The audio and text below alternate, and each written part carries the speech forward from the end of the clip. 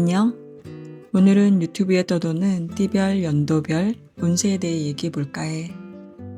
대부분의 사람들이 잘 나갈 때는 별 관심 없다가도 무슨 일이 생기거나 하면 종교에 관계없이 사주나 운세에 관심을 갖게 되는 것 같아. 특히 연말연시에 재미로 신년 운세를 보는 것도 흔한 일이지 않나? 난 한동안 생명보험사에서 무료로 제공하는 링크로 매년 가볍게 내 운세를 한 번씩 본 기억이 있어. 물론 직접 오프라인으로 방문한 적도 있지. 내 의지와 상관없이 대학 다닐 때 알게 된 친구 따라서 서울 연희동에 있는 점집에 갔던 게 처음이었던 것 같아. 그 이후에도 지인들에게 휩쓸려서 몇 번 가긴 했어. 근데 사실 난 기독교인이어서 점 같은 걸 믿지도 않았고, 내가 집이 안 팔려서 자발적으로 수소문해서 찾아갔던 그 철학원 명리학자 외에는 잘 맞지도 않았거든. 지난 시간에 말했듯이 그동안 내게 참 여러 가지 일들이 있었어. 그러다 보니 예전과 다르게 더 관심이 생기더라고.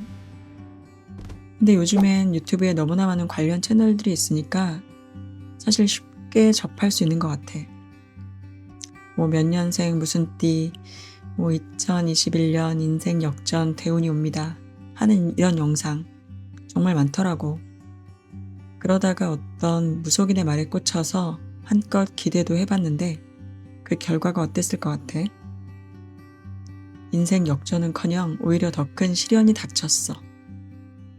그때 내가 좀 한심하게 느껴졌지.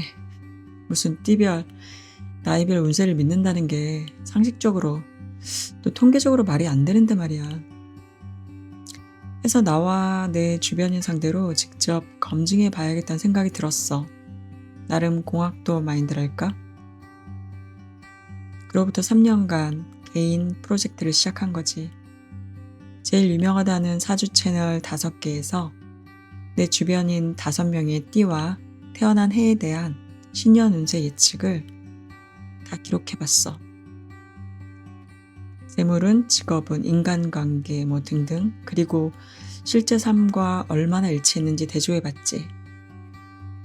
오늘 바로 그 3년간의 기록과 충격적인 결과를 공개하려고 해. 유튜브에서 신년 운세를 검색해보니 관련 영상이 수천 개, 조회수는 다 합치면 아마 수억 뷰가 넘을 거야.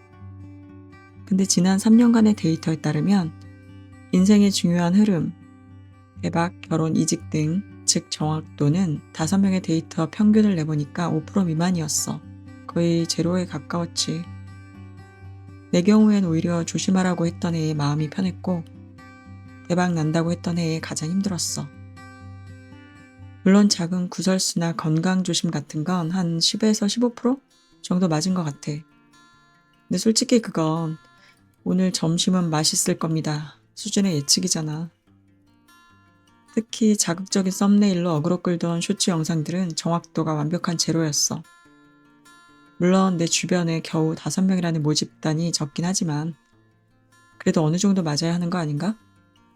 유튜버들은 왜 이런 걸 찍는지 좀 황당하다는 생각을 하기도 했고, 가장 먼저 드는 생각은 당연히 사주팔자가 8글자라는데 고작 태어난 해 2글자만 가지고 말하는 게 말이 되나? 하는 거였지. 이건 사실 깊게 공부하지 않아도 누구라도 알 수 있는 거잖아. 역시나 그 뒤에 숨겨진 충격적인 진실들이 있더라고.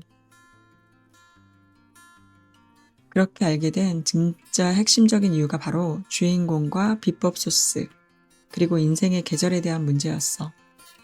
자, 지금부터가 진짜 이야기야. 먼저 주인공이 잘못된 거야. 사주의 진짜 주인공. 즉, 나는 내가 태어난 날 일간이야.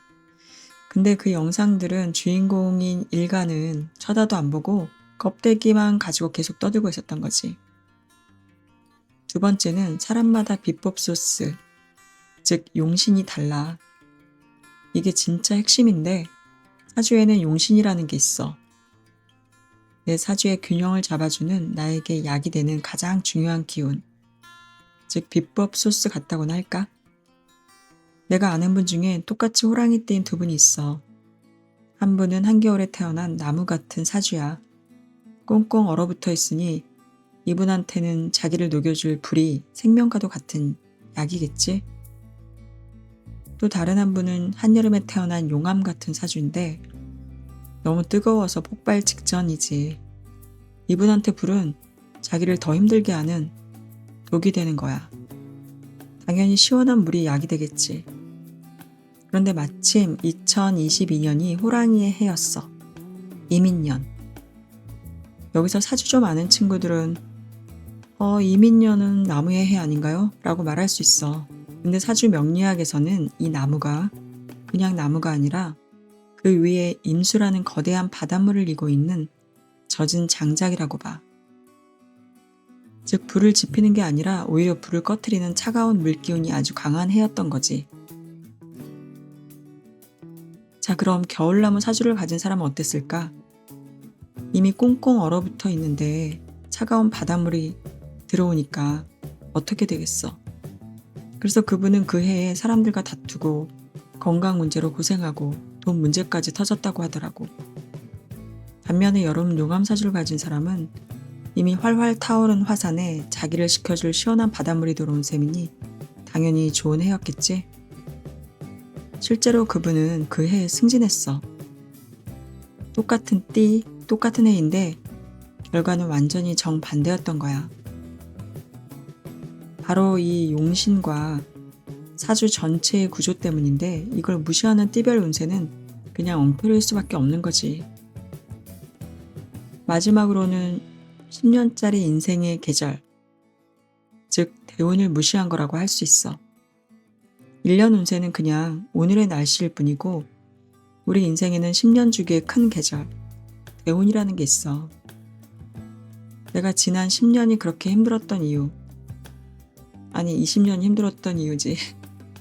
바로 내 인생의 계절이 혹독한 비수기였기 때문이더라고.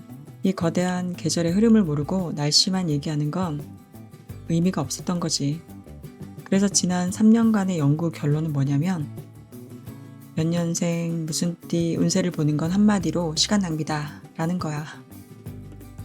진짜 나를 알려면 내 사주 전체를 디테일하게 들여다보는 게 중요해. 그런데 나를 알게 되면 나를 이해하게 되는 효과가 있더라고. 그리고 뭐 좀 알게 되니까 앞으로 어떻게 방향을 잡아야겠다는 전략이 세워지는 거지.